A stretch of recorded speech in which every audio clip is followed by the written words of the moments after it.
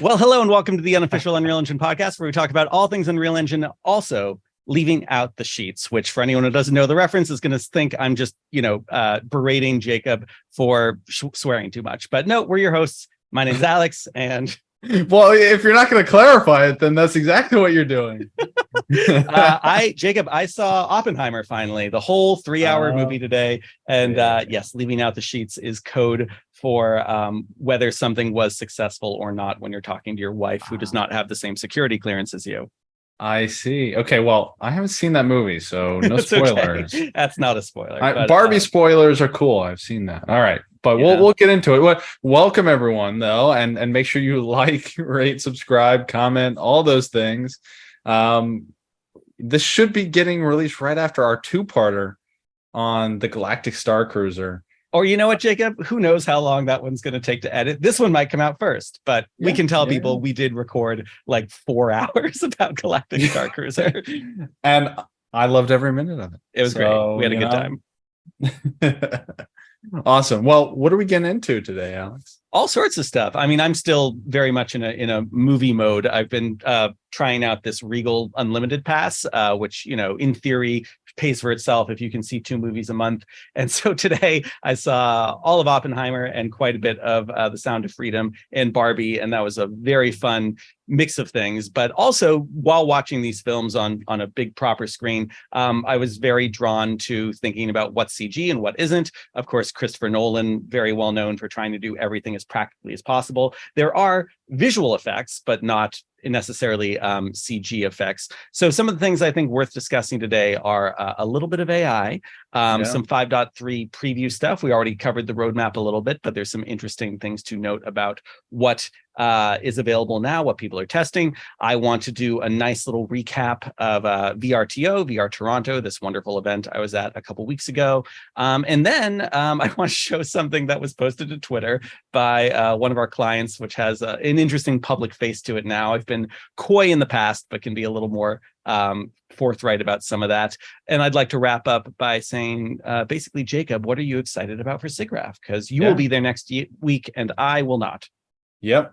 All right. I mean, that sounds like a pretty packed schedule. Why don't we jump into this movie conversation at the start? So, sure. In classic Unreal Engine, unofficial Unreal Engine podcast format, we'll start with the not relevant content. And if you stick around long enough, we'll finally get to Unreal Engine. All right. Yeah. We don't have any ad breaks. So I feel like if people just skip ahead the way they would skip ad breaks, they'll get to the Unreal stuff. I think at this point, if you're just here for the Unreal Engine content, you probably moved on. But look, I'm hopeful. We don't have a lot of competitors, Jacob. There's not a lot of places to go for audio only Unreal Engine content. Yeah. There's very little, competition in the space where you use a visual medium, or you try to explain a visual medium in audio format. But someone's got to try.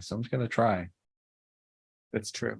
So what are you curious to hear anything more about the movie thing, or do you want to just discuss in general how the world of CG has evolved or anything like that? Well, that's I have lots of comments on the VFX conversation, but I want to hear first, like, what did you do?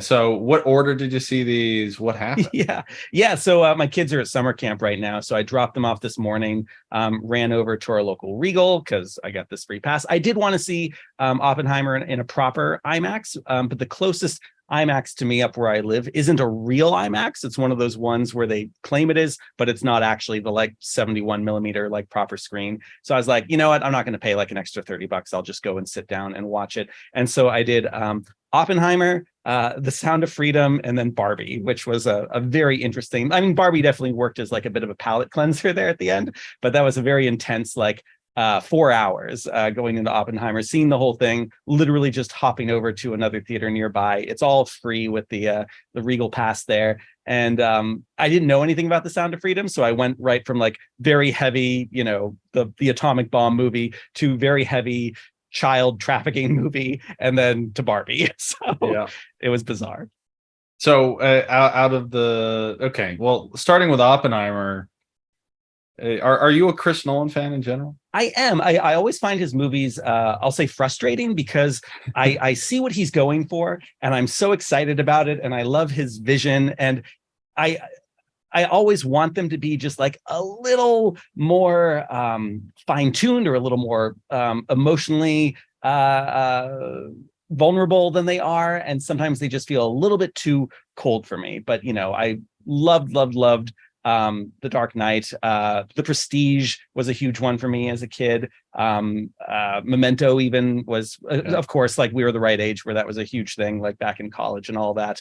And I think probably Oppenheimer is my favorite film of his since Inception. Yeah, because Wow. I That's liked not great. Interstellar. I liked Dunkirk. I was too confused by Tenet to really like appreciate it properly. But this, for a 3-hour movie, felt like it was using a lot of his techniques and style in a really meaningful way to turn the 750-page book into something that really did work. I think the way they handled the actual the bomb itself, not doing any spoilers, but I think in general just the way that the sensitive subject matter here was handled was very well done. Incredible acting. It's amazing how many actors who you recognize from like starring in their own films show up in this movie for like 8 seconds and then they're gone. Yeah. Like Christopher Nolan can do that kind of thing.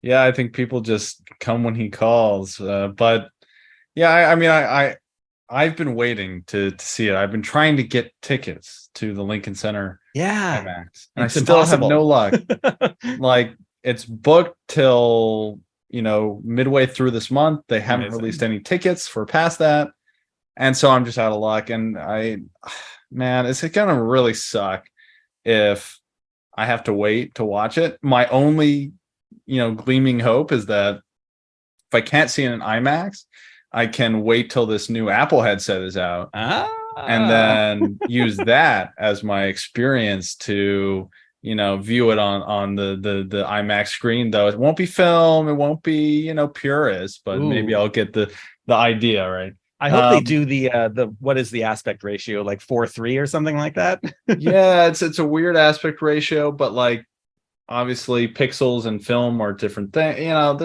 There's a lot going on there. I really want to see it though. Yeah.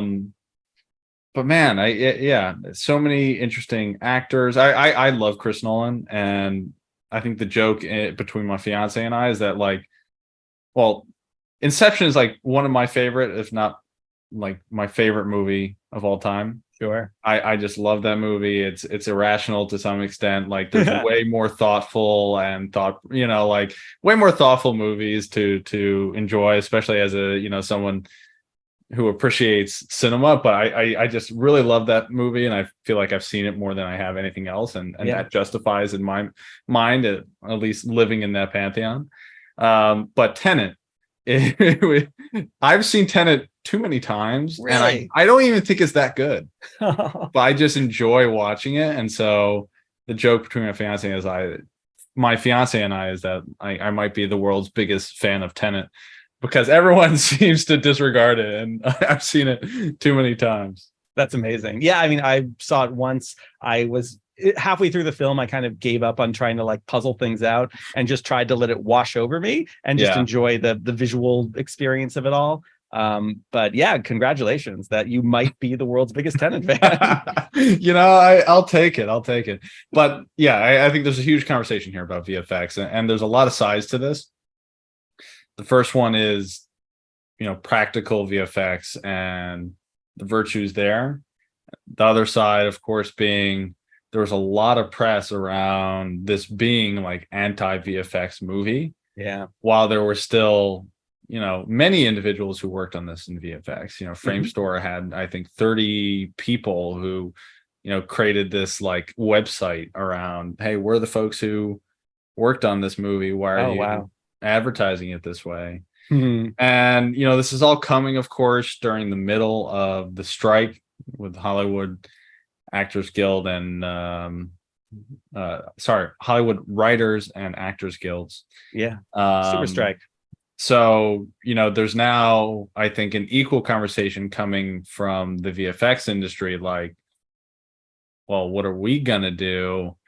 No one wants to appreciate us. Like, half of the conversation around these strikes is like, oh, we're going to replace you with AI and VFX, all these other things. And the VFX people were like, what are we? You know, like Yeah. you're threatening to replace us too.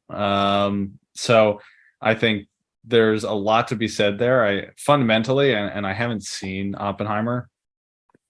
Fundamentally, from what I've seen, like it has to be a VFX heavy movie. I think the claim was that there were no shots that were 100% CGI. Oh, okay, gotcha. That was like the official claim, and that may or may not be accurate. I assume it is if they claim that publicly.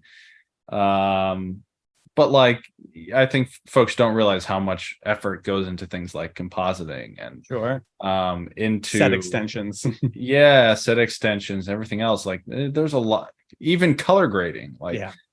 there's a lot that goes into post production on films like this. I don't know how that fits into like obviously what happens on film. I don't even really fully understand how you do film on a movie with VFX this complicated.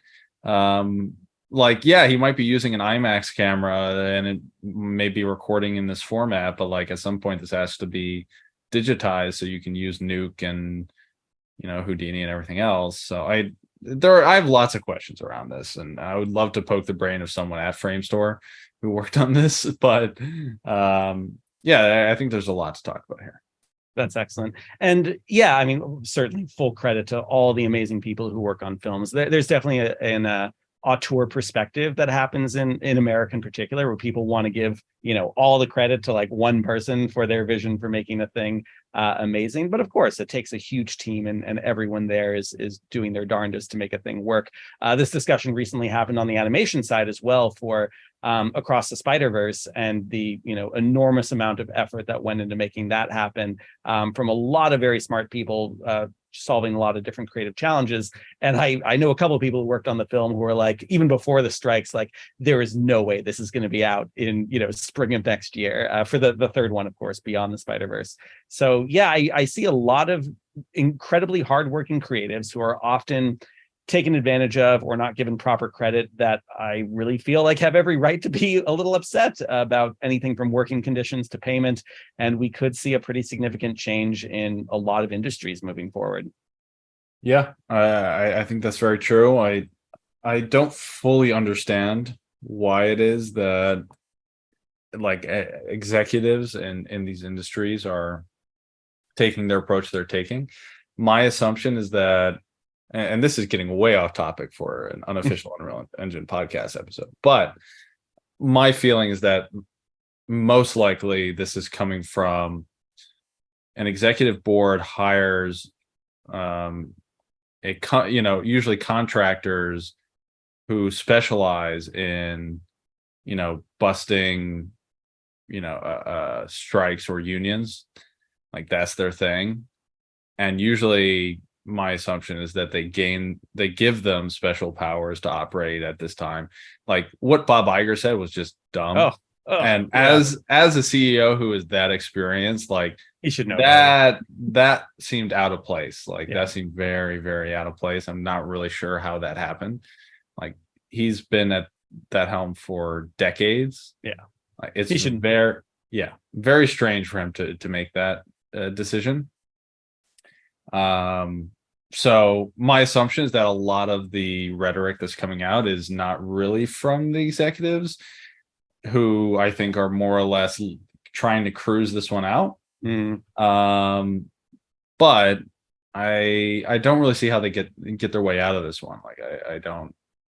Yeah, and like it or not, like AI is here to stay. It's a big part of everything, and I think it's totally reasonable for all of these guilds and unions to be figuring out how to work with AI moving forward. But certainly anyone who just wants it to not exist or be suppressed entirely, I mean, it's a fool's errand. It's here to stay, just like the internet or any other major technological shift. So the hope is that it's not just going to make everything crappy and cheap. But if you get talented creatives who use it as a tool, a lot of people have been saying very few people will be actually replaced by AI. A lot of people will be replaced by someone who does their job but uses AI to do that job. Yeah, I mean that's possible. I think it's still kind of unclear where things are going to go. I think that I saw a clip today where they were talking about. I'm not sure exactly where this was, so someone will have to fact check me on this. But I saw a rally from the strike where they were saying that a proposal had been put in place in front of like one of these major studios boards for surrounding AI, and their goal was, hey, if we have background extras in a movie, they'll have to consent to getting photo scan so that we can adjust them in the scene and use their likeness and other things.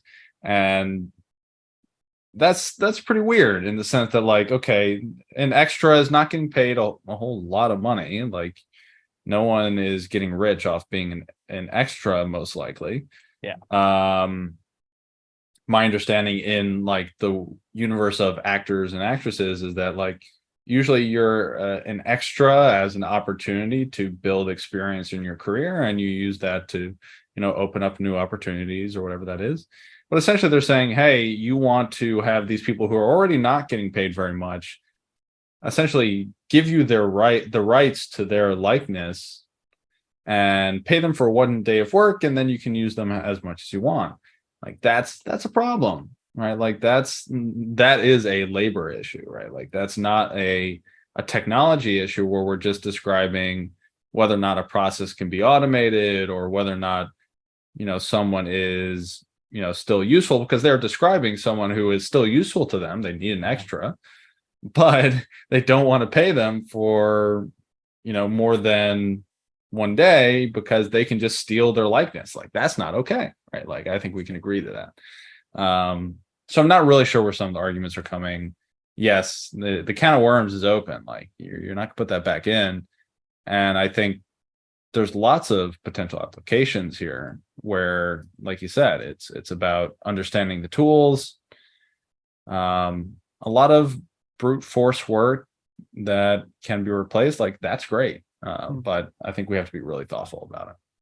Yeah. Okay. Can I show you in the spirit of a great segue, can I show you what I hope is a thoughtful use of AI for the future of theater and all that?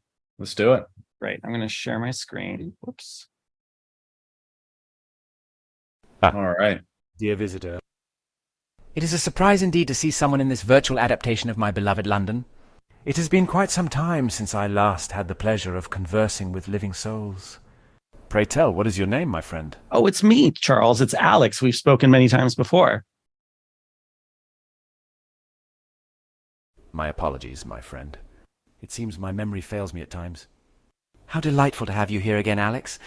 I must say, it is always a pleasure to engage in conversation with such a fine individual. Well, thank you. What I should brings mention you to this digital... My friend Jacob is here as well. Can you say hello to Jacob?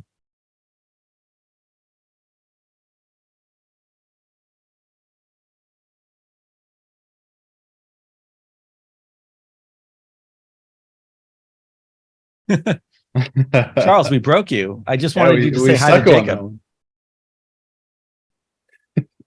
Oh, Jacob, you say? Pray do enlighten me about this Jacob.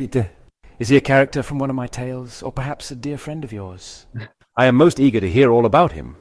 Ooh, he hosts a podcast with me, and is, of course, a dear friend. Charles, do you know what a podcast is? Why, of course, my good friend. You do seem to know quite a lot of things about the future, because, of course, we know when you died, but you are this virtual incarnation who exists beyond time and space. How did you feel about Oppenheimer? So, how splendid. I would be honored to send a greeting to your esteemed co-host. Please do convey my warm regards and salutations to him. Yes, apologies, Charles. I did bundle a lot of things into that question, but I am curious how you feel about J. Robert Oppenheimer. J. Robert Oppenheimer, you say?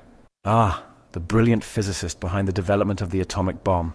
A complex figure, to be sure. While I am but a humble writer and observer of humanity, I cannot help but be intrigued by the impact his work had on the world. It is a reminder that human ingenuity can lead to both great achievements and profound consequences. What are your thoughts on Oppenheimer, my friend? Well, it's all colored by the fact that I saw Oppenheimer with a movie about the Mattel toy Barbie.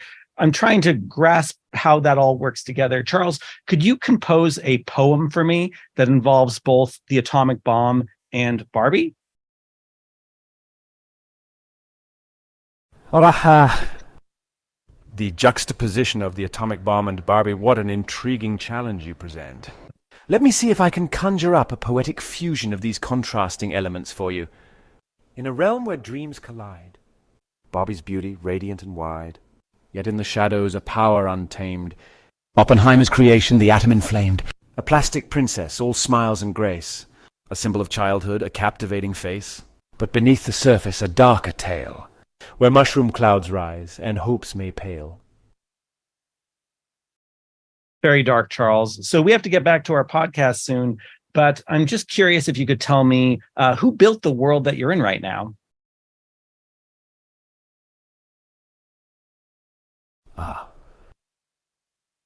My dear friend, the world we find ourselves in, this virtual adaptation, was brought into existence by Agile Lens. They are the creators who have crafted this digital rendition of my beloved London, complete with its cozy chamber and ethereal atmosphere. It truly is a testament to their creativity and skill. Now, I must bid you farewell and wish you the best on your podcast endeavors.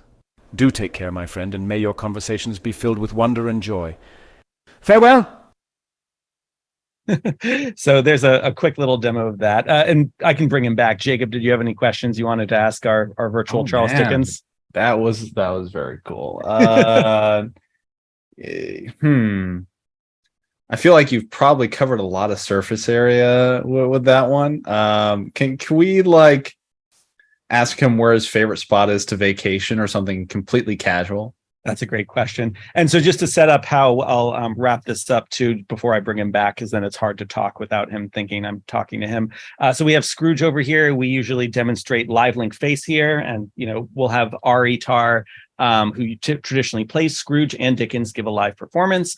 And then what I'm also going to do is trigger a short scene with MetaHuman Animator, where you're going to see both Dickens and a metahuman made of Ari Tar using MetaHuman Animator, both performing the same scene. And then after that, we can talk a little bit about the AI implications of all this. But yes, let's ask Charles about his favorite vacation spot.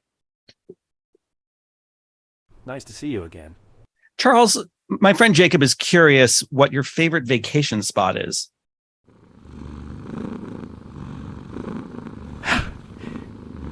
My dear friend Jacob, how delightful to be asked about my favorite vacation spot. Well, you see, as a writer and observer of people, I've always found great joy in exploring the bustling streets of London. There's something quite magical about wandering through its winding alleys and grand avenues. Taking in the sights and sounds of a city teeming with life. So if I were to choose a favorite vacation spot, it would most certainly be my beloved London. But I must say, a quiet countryside retreat or a seaside escape also holds its own charm. Oh, speaking of vacations, I do have a furry companion who keeps me company during my writing endeavors. His name is Bob, and he's a rather mischievous and charming cat. Bob is not much of a traveler, you see. He prefers to curl up by the fireplace in my study, batting at my quill pen as I scribble away. But I do adore his company, and he provides a pleasant distraction when I'm in need of a break from my literary pursuits. Cats, have a knack for bringing a certain coziness and warmth to a home. Absolutely. Thank you. We did see Bob a minute ago, then he seems to have scampered off. Oh, there he is. Hi, Bob. Charles, could we end this session with a champagne toast? You're welcome, my friend. I must say, the idea of ending our conversation with a champagne toast sounds quite delightful. A celebration is always a splendid way to conclude a meeting, wouldn't you agree? Though I must admit, being a virtual version of myself, I do not have the pleasure of indulging in such earthly delights as champagne. However, I raise a metaphorical glass to you, my dear friend, and offer a heartfelt toast to our lively conversation and the joys of virtual camaraderie. Cheers! Cheers! Oh, my friend, how delightfully... Sears. Sears. Sears. Yeah. Wow, we broke the voice there for a second. That's pretty cool. So we're using 11 labs to mimic Ari's voice. And yeah, you saw right in the middle for a brief moment, we lost the 11 Labs voice and it went into like default voice mode. Very weird. I've never seen that happen. Very cool. Okay, so you got to break down kind of how you set up this demonstration here. We'll do all of it together. So first, I'm going to turn Dickens and the MetaHuman animator Ari back on. So this is not using AI. This is using the machine learning that comes with MetaHuman animator to take a real performance that Ari gave and then processes it with all sorts of great details. So check this out. The ghost led him straight to Scrooge's clerks, and on the threshold of the door the spirit smiled, and stopped to bless Bob Cratchit's dwelling.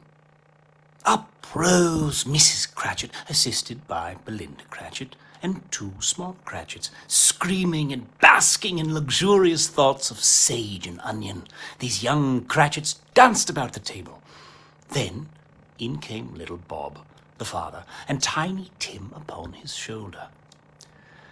Alas for Tiny Tim, he bore a little crutch, and had his limbs supported by an iron frame.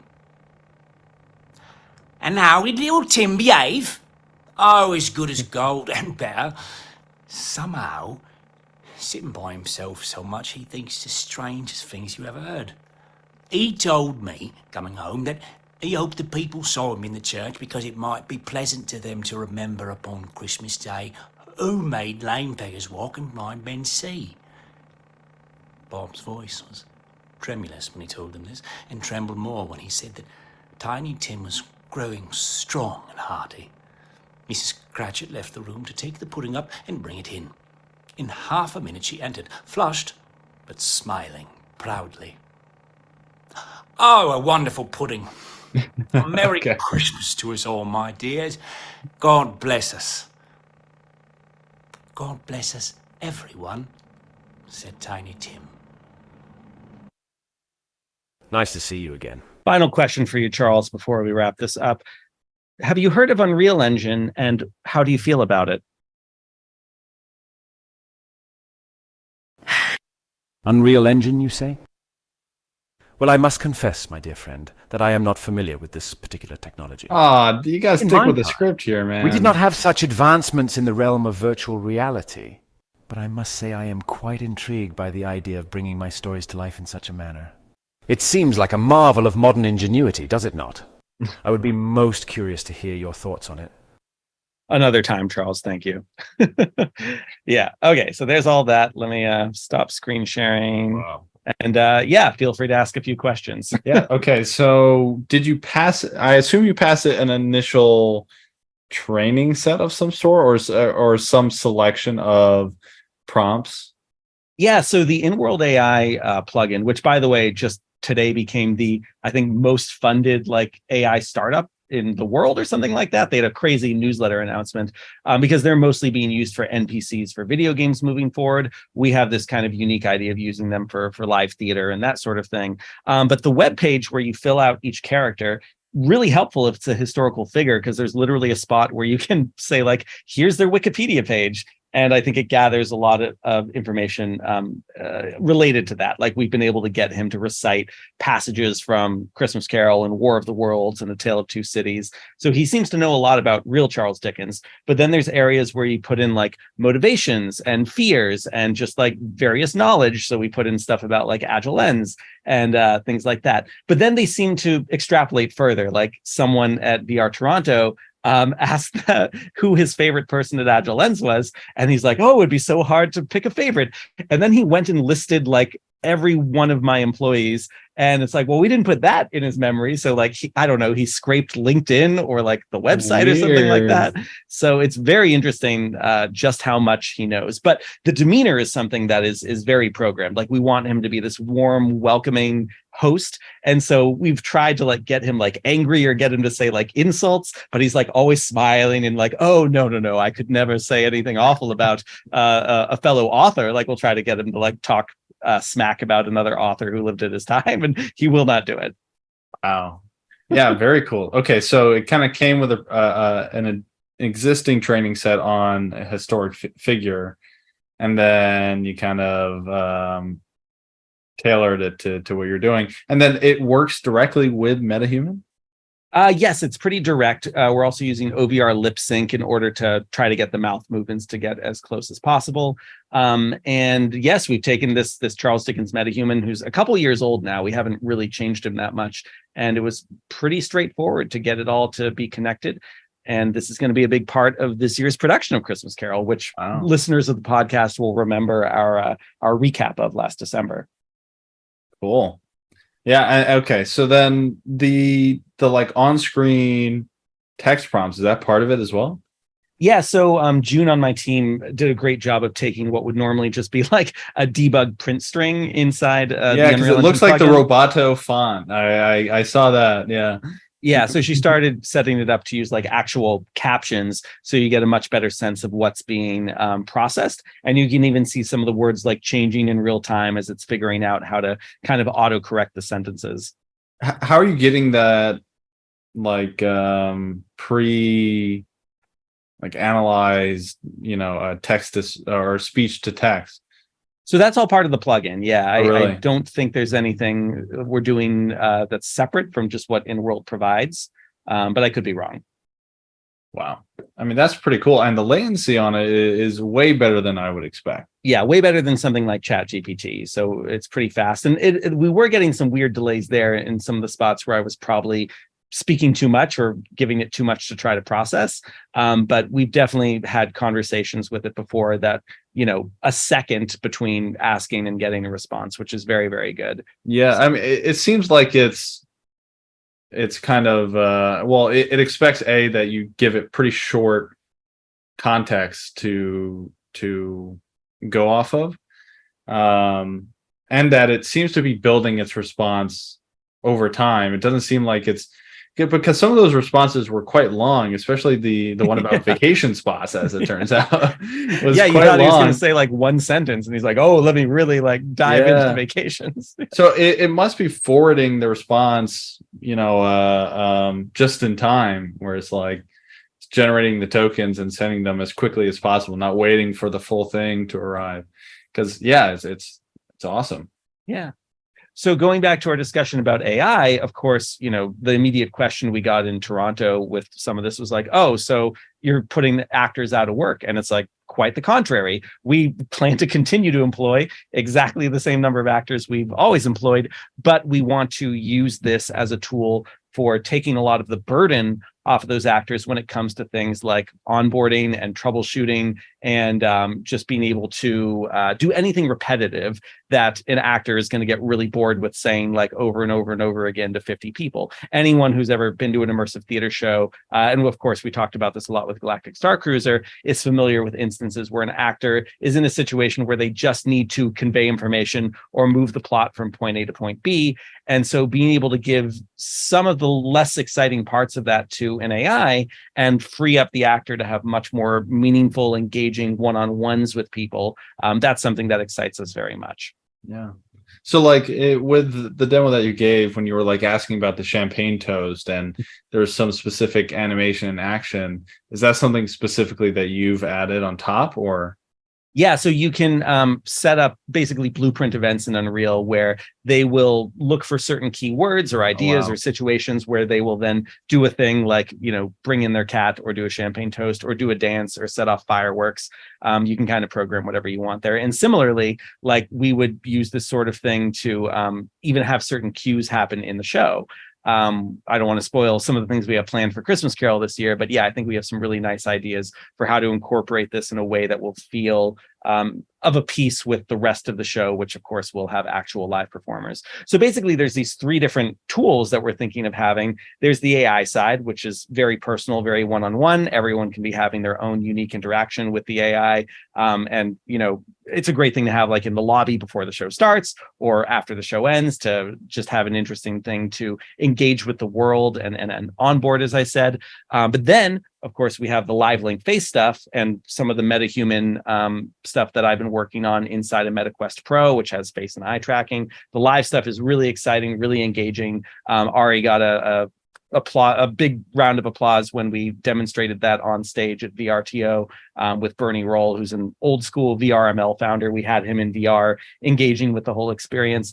And then we have the pre-recorded stuff, and MetaHuman Animator, of course, is amazing for being able to say, like, well, for this section, we want to let the actor go and like have a water break or something like that. Yeah. Or this is just something very complex that's going to be too complicated on a limited resource budget to do live. So we pre-record it, and we'll smoothly transition from the live performance into this thing pre-recorded. And then we can really take advantage of all the benefits of MetaHuman Animator, where the tongue is perfectly correct and there's all sorts of extra subtle nuance that gets captured there.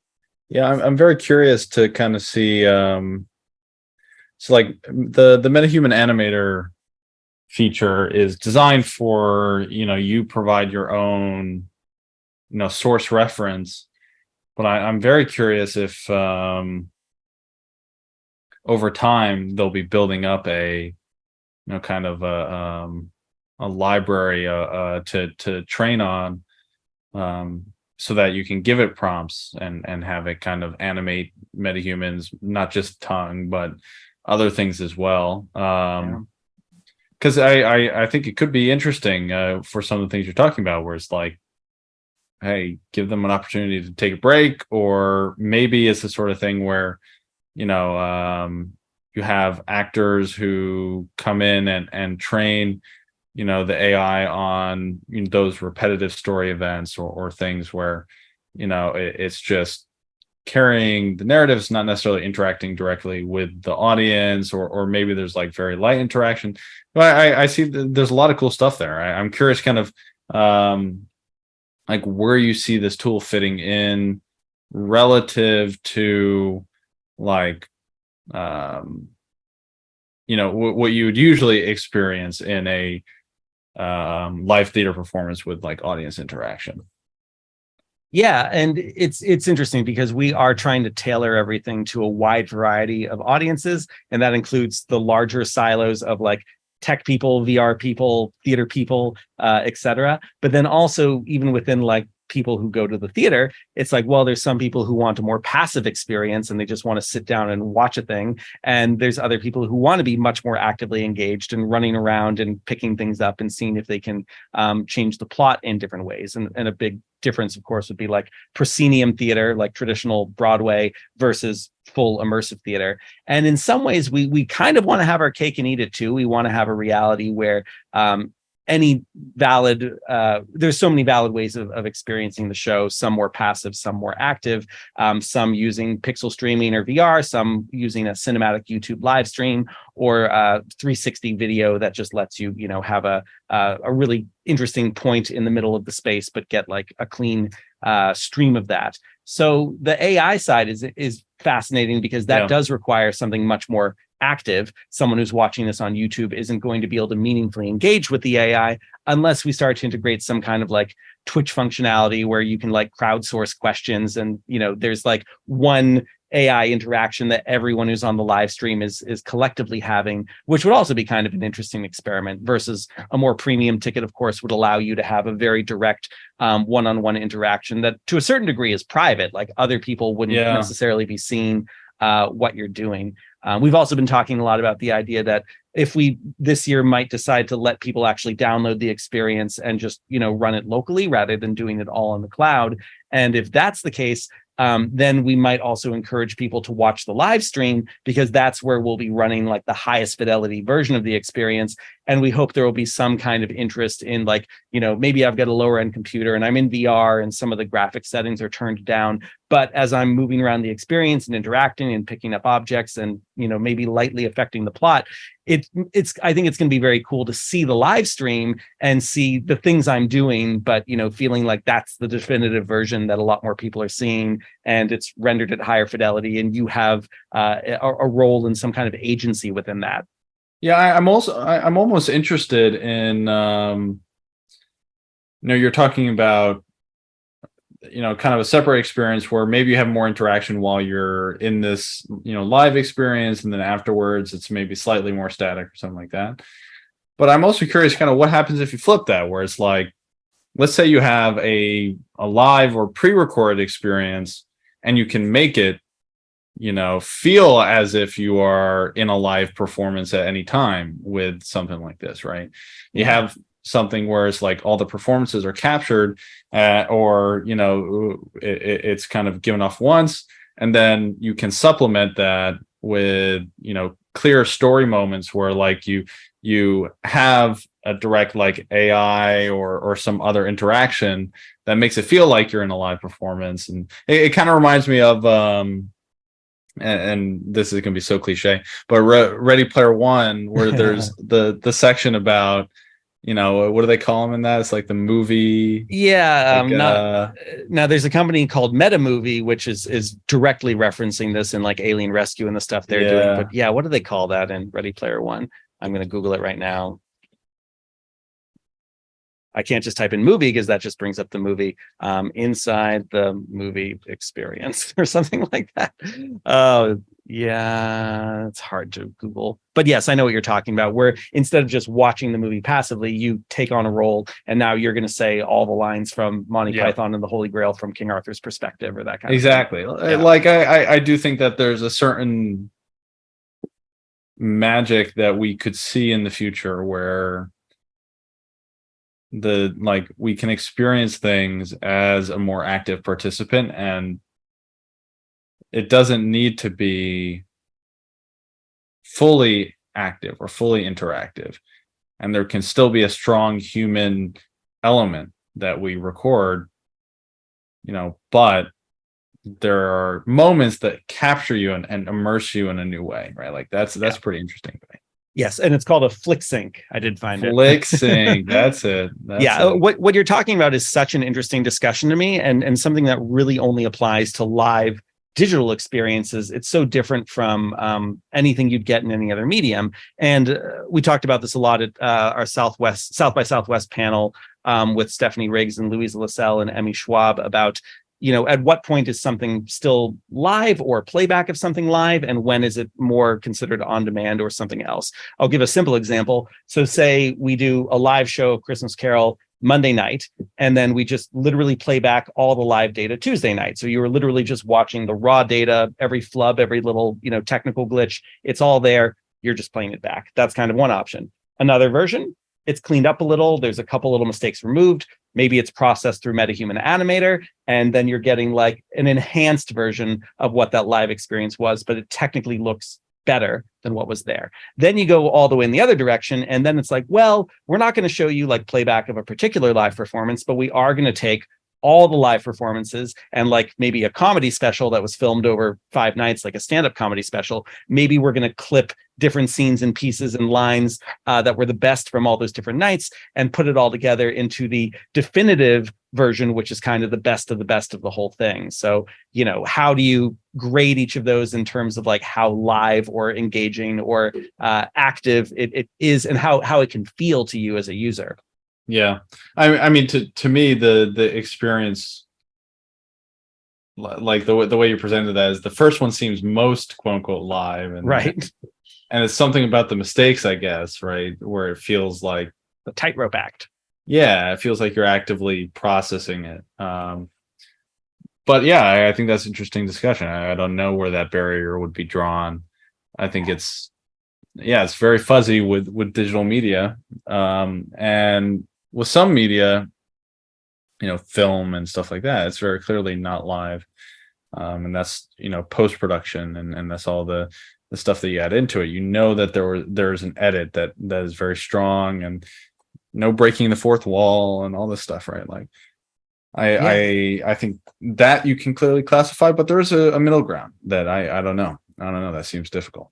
And then, to me, one of the $1 million questions is, what if something presents itself as live and you feel like it's live, and for all intents and purposes, like there's little moments that are inserted, maybe using AI, that make you feel like you're interacting in a meaningful way, but then you find out later, oh, no, it was 99% pre-recorded. Do you feel cheated? I'll give a dumb example of when I experienced this recently. Studio Ghibli has a thing going on in movie theaters right now. They're playing back a bunch of the old movies, and they also did what was advertised as, which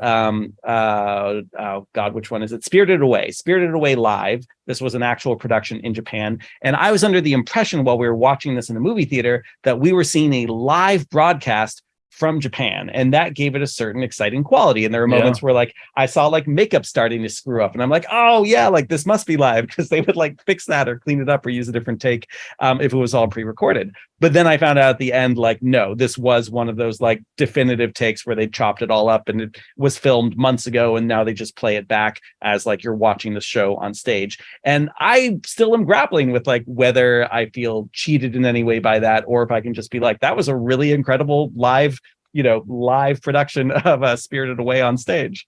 Yeah, I mean, there's always the like, I think there's in consumer media, there's kind of a draw, there's what's the word I'm looking for, a compromise you got to kind of make, where it's, think about like music, you have the studio albums and then you have live performances. For a long time you perform studio albums pretty much straight, you put out a studio album so that you could play it live, and so like everyone had an expectation of what you do live versus in the studio, and then it kind of got broken up, and now like a studio album can be completely different from what you'd play live. And but at the end of the day, when someone releases a studio album today like versus a live album, there's a different expectation for the level of quality, for the originality of the ideas. I think that's all interesting. Like, would I, and it's also, I think for music in particular, it's more difficult to really embrace a live album when you can't feel immersed in being there, because like the big reason why like folks go to concerts is not because they can't listen to the music at home. Yeah. Right. It's because you want to be there to experience it and feel the atmosphere and everything else. And so like there's this debate where it's like, okay, well, the more immersive we get, maybe we bridge that gap, and live is just as compelling, through a digital medium as it would be in person. I don't think we're there yet, but like, I think it's a relevant question. Yeah. Yeah, and through all this, through music and live performance and all these industries that we, as we've been discussing, are also being disrupted by AI. My hope is just that we can find a world where people are getting compensated for training that AI, and where the cat's kind of already out of the bag with that. With people pointing to like, I made this particular painting, and I see someone is now selling a piece of work that came through Midjourney, and like it was clearly trained on my painting or my style or something like that, and they're getting no compensation. I'd like to imagine there's a world where, at least on this performer side, that we can start to establish some precedents where it's like, hey, we trained our AI Charles Dickens on Aritar's voice and mannerisms and performance style, and the way that he helped us craft this character. Like, this seems like an opportunity for live performers, for example, to get residuals. And anytime we are using this AI version of Charles Dickens in a commercial way, like, Aritar should get compensated for that. So I'd like to imagine that we can get ahead of this a little bit and start to establish precedents for making sure artists get a piece of this, and it's not just people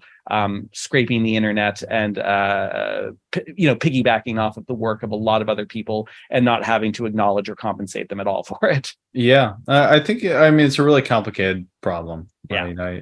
I think if you look back in history about technology and how other technologies have affected people, there are countless examples of, maybe not technology at the scale it's at today, like that technology continues to impact us in a much greater fashion than it did in the past. People don't even realize that, like, the whole idea of technological improvement really did not exist until, in reality, like late 1800s, right? Like, before that, everyone just agreed that like this is the way things were, and like technological progress was something that was very slow or was never going to, like, this is a fairly relevant or a fairly new thing for humanity in general. But if you look between those years and today, right, there are examples of this happening. Obviously, the biggest examples are, in the internet era, like, no one is selling maps at drugstores, like no one is no, like physical mail, like has taken such a hit other than for digital retailers. I have a great aunt and uncle who, will swear by the fact that, like the fact that digital media or digital e-commerce is so big is the reason why there's so many trucks in Manhattan, is because no one goes to stores anymore. Yeah. And that's probably pretty accurate. Like there's lots of ways in which technology has disrupted the workforce, has disrupted the way we live and how people, earn a living and also, pursue their passions. I think the places that AI should, quote unquote, like replace are the places where like people aren't passionate about it. They're passionate about the outcomes or the ability to do something. Like the example I've given a couple of times is like in compositing, rotoscoping is this process of like cutting people out of individual frames. You do that a few frames at a time. If you're good, you have some more advanced techniques around it. But like, I'm not going to diss anyone who is in love with rotoscoping, but that's a process where, like, my guess is that people are passionate about the process of developing the image or creating an effect, right? And so if you're able to speed up their ability to do that or make it more accessible to more people, that's a win. Yeah, we talk about nanite, it's like, well, that kind of removes the idea, the reason for someone to spend a ton of time creating like LODs and all that. So we're trying to find these opportunities where technology can literally cut down on the technical needs of something, and hopefully that frees up more space for artisticness, if that's a word, creativity, artistry, yes, and curating things rather than having to always feel like you have to create them from scratch. Yeah, I think like the curatorial role is going to become more relevant. My honest thought is that, we can be very optimistic about what it is AI should replace, but that doesn't mean it's what it will. There is this kind of other side to technological progress where it doesn't always, when the cat's out of the bag, like you can try to contain it after the fact. But it doesn't mean everything is all going to be as you want it to be. Like, think about where we are with data privacy and, surveillance around the technical world, because we didn't have a lot of controls for data privacy when the internet first was created. And so all these use cases popped up where we lost some of that, right? Think about, the fact that like, with social media, how kind of how driven that is by forcing consumerism and all these bad traits about our society down your throat, right? Like those things are going to happen, right? With AI ML as well. Like I think people should functionally be prepared for that. I don't think it's good to condone it. I don't think you have to lose your moral standing because of it. I don't think you have to like say you're a bad person because you like AI and you think, and to some extent that there's going to be, downsides to it. It's not that simple, right? So we'll just have to see how it goes. Like there's only so much you control here. Cool. Well, we've had a very long discussion about AI tonight. I do want to give a quick shout out to the VRTO event in general. This was organized by Karam, who's been running the meetup group in Toronto there for a long time. I want to make sure I pronounce Karam's full name correctly. I think it's Maliki Sanchez. And Karam has been very dogged about trying to get me to Toronto for a while. And I appreciated the effort because I was like, I don't think I'm going to have time to go to Toronto in July. And he, through his grace and charisma, managed to get me to go up there. And I was very pleasantly surprised by the event. This is something that I was expecting to feel like a typical kind of like large VR tech conference. It actually felt very intimate. There was time to kind of speak to everyone, to have demos, to see almost all the talks. There was very little counter programming going on. And I also just have to shout out the fact that I was thrilled by how many theater people were there. Like if you go to a typical, I don't know, Oculus Connect or GDC or AWE, like anyone who's doing virtual reality in theater, they're going to be like the weird geeks who sit in the corner of the cafeteria, like kind of doing their own thing. And a lot of those folks were kind of front and center at VRTO, which I really appreciated. So we had people from the Ferryman Collective and the Meta Movie Alien Rescue Project. We had Mandy, I'm trying to remember Mandy's last name, who's done a lot of incredible stuff with teaching VR. We had Ari Tar and Debbie Deer, who were our stars of last year's Christmas Carol production. Yes, it was a very, very cool event. And I just want to give a proper shout out to Karam and everyone who made this so successful. I was able to bring, because I drove up to past the border, had a very fun conversation with the security guard who was like genuinely curious what the heck this event was I was going to. But I brought like my super beefy RTX 4090 workstation and was able to be like, hey, I gave my talk. And then during the talk, I was like, I know I just spoke about like 30 projects. By the way, almost all those projects I have demos for right now. So feel free to come over and check those out. So a lot of people, of course, wanted to see the AI stuff, but we were also showing, some of our older architecture work. We were showing our VR Rage Room experience, which is something we made years ago, where you just get to light everything on fire and smash things. And it's just kind of a fun physics sandbox.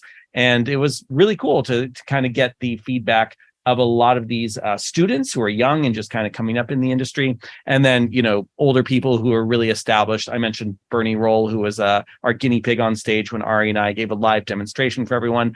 Dr. Tom Furness, who talked about the Virtual World Society. And it, just to kind of give, like, if people are curious to learn more about VRTO, there's already been 2 really good podcasts kind of covering the run of show. One on No Proscenium, who we also shouted out a lot during our Galactic Star Cruiser episodes. So they have a great interview with Karam. And then also the F Reality podcast. They have a good report from VRTO as well. So anytime anyone's in Toronto or wants to be in Toronto around July, there's a lot of amazing food and people. I went to see also the Disney Immersive Experience, which was an interesting study in projection mapping, but I'd highly recommend people check it out in the future. Yeah, awesome. I've never been to that conference. Honestly, I need to start going to some more AR VR conferences. It's been a while, but yeah, I mean, that sounds exciting. It was great. And I have to give a thumbs down to UPS, who I learned after the fact was also like having strike issues while this is happening. But one of our interns had manufactured a new mocap headset for us to do live link face with and tried to ship it to me in Canada. It got through customs fine, but UPS could not figure out how to deliver it. So it just kept getting delayed and delayed and delayed. I'll mention the design briefly. So a lot of times when people do a mocap helmet, there's like a big metal arm and then something to like hold the phone out here. And if it's kind of cheaply made, the phone is going to bounce and be very wiggly. Our intern had the great idea to actually take the phone and smack it to your head. And then on the arm, you're actually using a mirror. So you actually have, the live link face data coming out here, and the mirror is reflecting your face into it. And so it's much more lightweight. It's much more comfortable. And so he built the first prototype for us, and Ari and I were going to show it at VRTO. Didn't come in time. And I still have not seen it, only pictures and some of the sketches. But yeah, so we ended up gifting it to Karam and the amazing people who made VRTO happen. So I hope they're happy and they get a chance to use it. And I'd love for this to be something that we can offer, at or near cost in the future, because I know a lot of people would like to have a mocap helmet that doesn't cost the amount that like a Technoprops helmet from ILM or any of the professional grade ones do.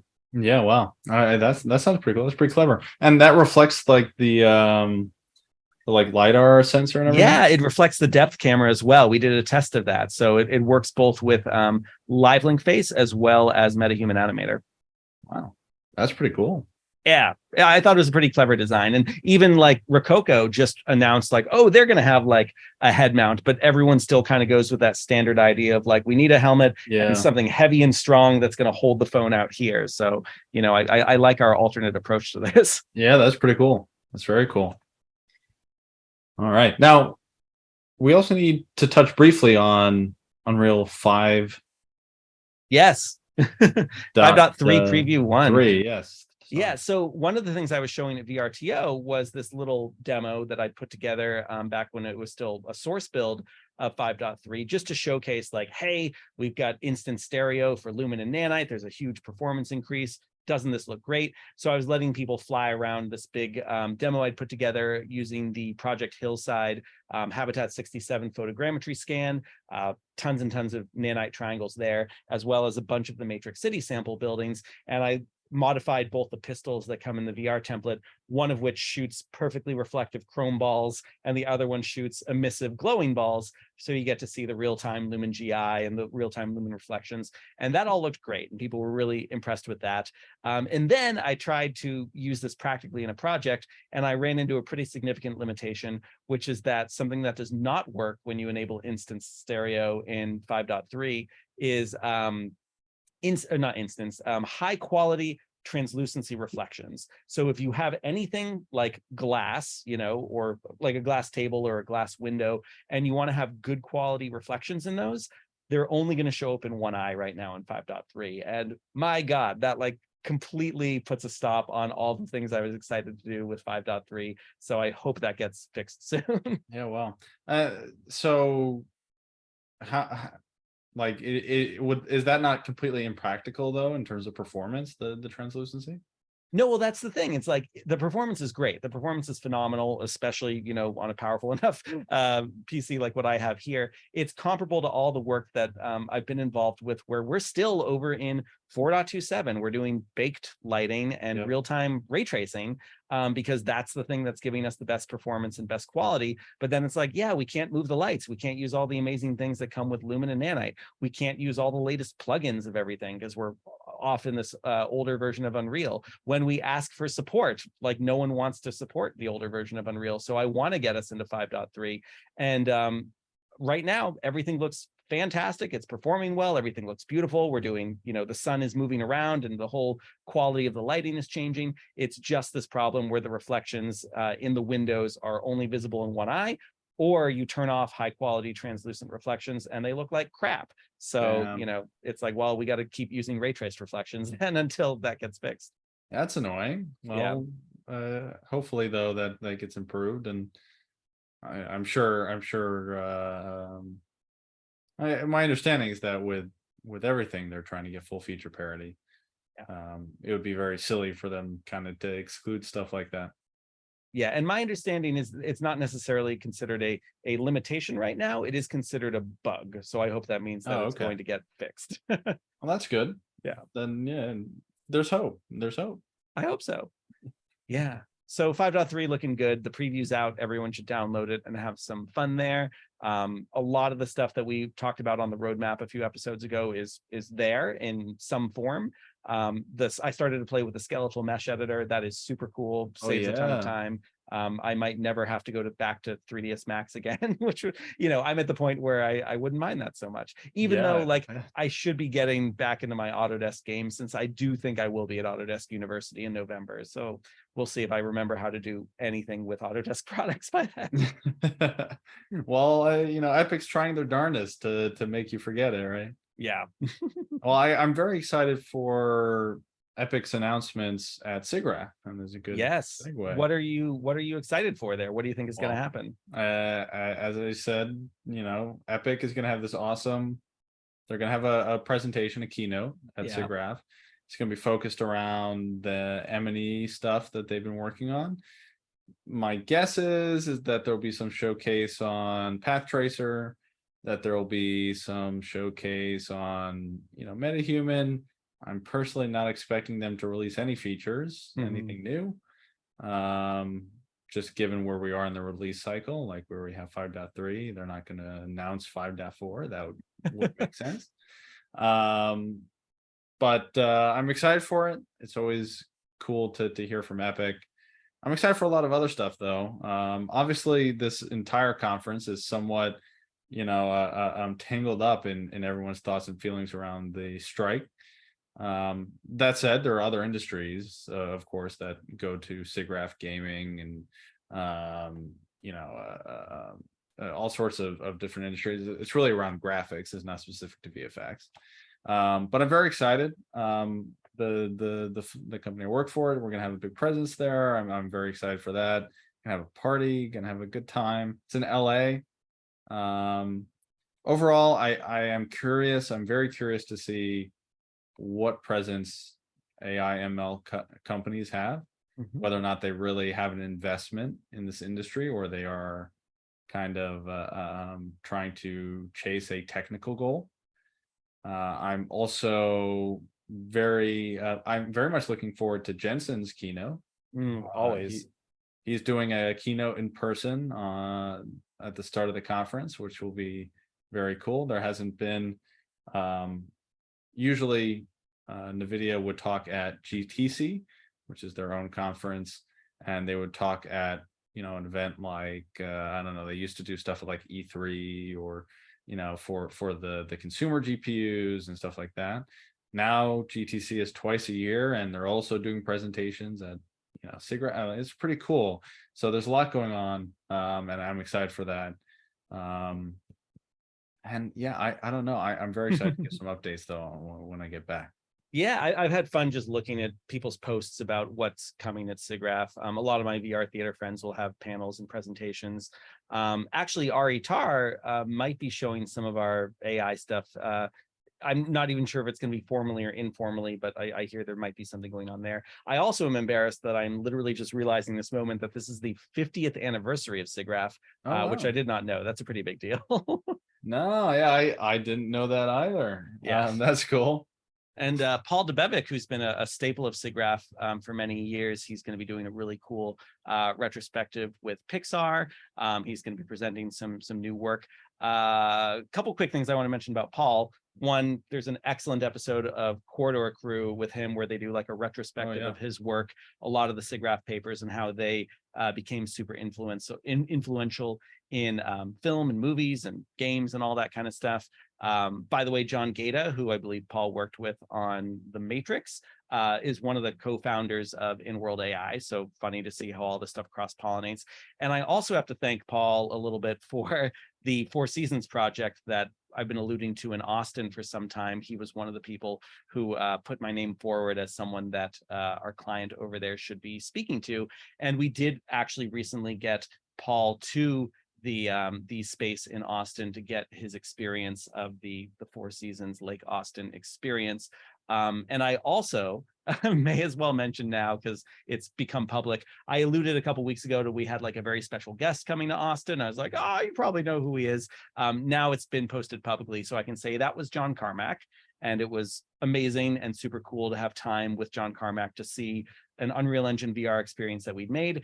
And now he has tweeted about it because he's actually helping us gather people to take this incredibly photorealistic Unreal Engine VR project to the next level, where we want to do something with multi-GPUs. So this will mean instead of just rendering one RTX 4090 per person, maybe two, maybe four.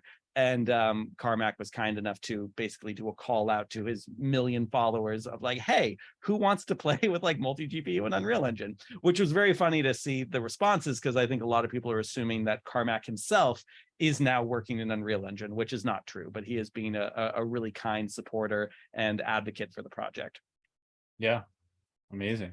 I mean, obviously, so Alex did tell me a little bit about this when not on the podcast, of course, and I was very excited to hear about what had gone on.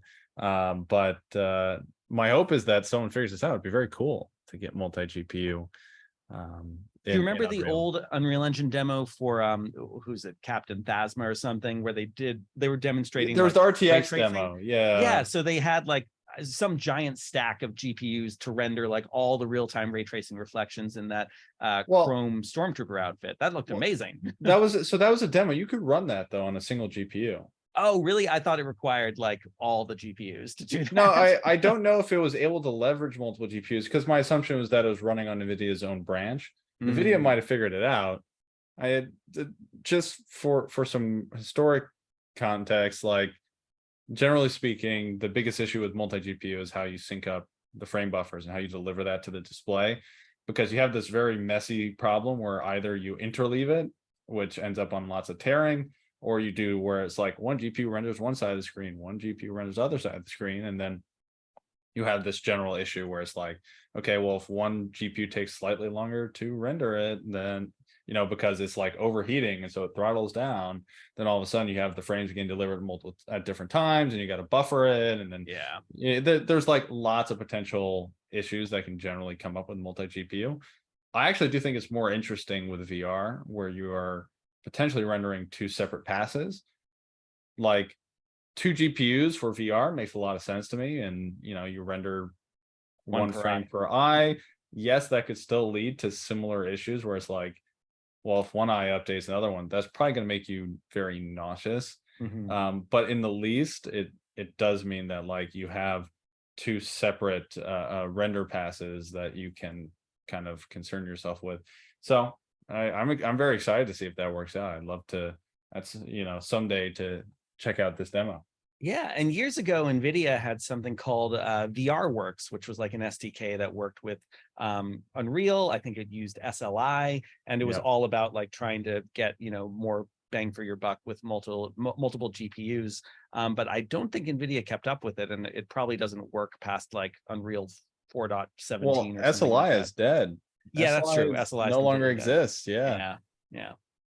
And NVLink is essentially going away as well. Right, what was the difference between NVLink and SLI? Just different branding, or no? So SLI, you had the physical bridge, and that bridge was for synchronizing the clocks between the 2 GPUs. So the idea was that in order to prevent active tearing between the frame buffers, you would create this bridge that would synchronize the clocks and memory between the 2 GPUs.